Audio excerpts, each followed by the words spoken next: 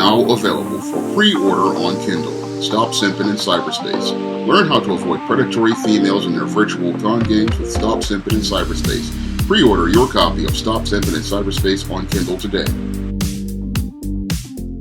A Florida man and his girlfriend have been charged in the horrific killing of his 12-year-old son. Now, in this incident, which took place in Florida, your 33-year-old Jason Godesky is alleged to have locked his son Noah inside of a small room in their Palm Bay home and then beat him until he was crying and moaning, according to reports. Then, after beating the boy until he passed away, the father and his 30-year-old girlfriend, a black woman, Summerall Dubois, then left the boy and a family dog behind as they traveled to Connecticut with 3 other children. Now, the police are seeing this as a horrific incident, but when I take a critical examination of this horrific series of events, they fit the pattern and profile I have for beta males in my book, The Man Crisis. Now, this whole case with Jason Godesky fits the pattern and profile for beta males in their efforts to have a smooth world. Now, your Jason Godesky, after participating in this horrific beating of his son, then decided to pack up his family and then travel to Connecticut with the 3 children and take them there in an effort to avoid having to deal with conflicts, problems, and obstacles. And that's something that beta males love to do whenever they make a mistake. They don't like to take responsibility for their actions immediately and take accountability for their actions. So what he wanted to do was move his other 3 children and his girlfriend away from things and then leave this boy's body with the family dog.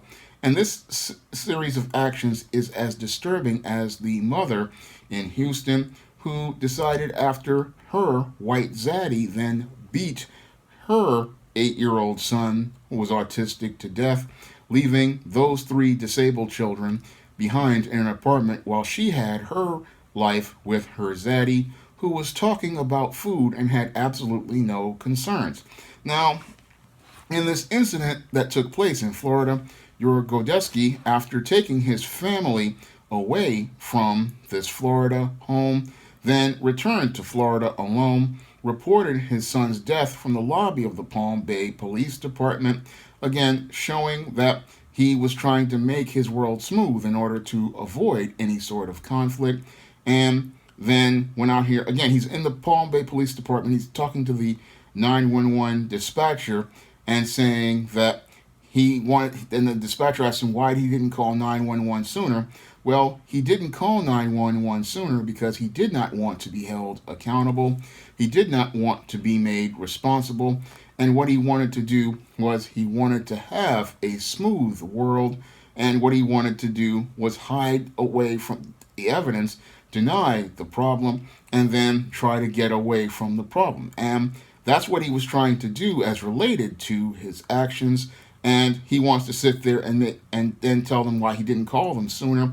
Well, he said he knew they were going to come and take him away, but he wanted to smoke a cigarette real quick. And again, that just shows you the coldness and callousness of this beta male as related to his actions. He does not want to take any sort of accountability or responsibility. No, he wants to try to cover things up. And when he realizes he can't cover things up, he's always looking to make some sort of excuse to avoid any sort of accountability. And this is what happened in this case. Now, in addition to this beta male and his lack of inability to control his emotions and exploding in a rage, we also have a case as related to this incident of swirling gone wrong.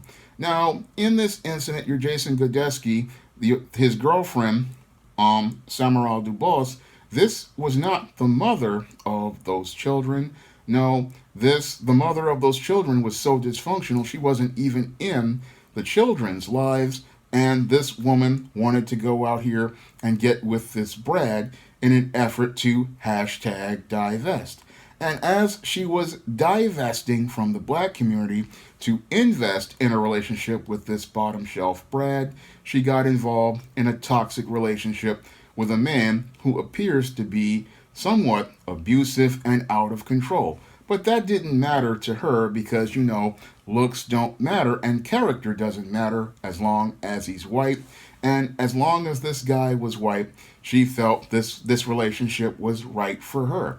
And she stood there along being the helpmeet to this guy, helping him as he was trying to cover up this whole death of her son and helping him go along to get along with this crime. And that again shows you how disturbed some of these black females are who are out here, who are a part of this divestment movement. They will sit there and go along to get along with criminal behavior because the white man that they deify and worship, and he has this color of skin that covers a multitude of sins, and they will go along to get along with this man who only because he's a white man. And I guarantee you, if he was a Pookie, she would have flipped him. But she went along with this man, along with his criminal behavior, all because he was a white man. Now, in this case, as a result of these horrific acts, it looks like both the black woman and the white man are they've been arrested, and if convicted, they are going to be suffering severely in the criminal justice system.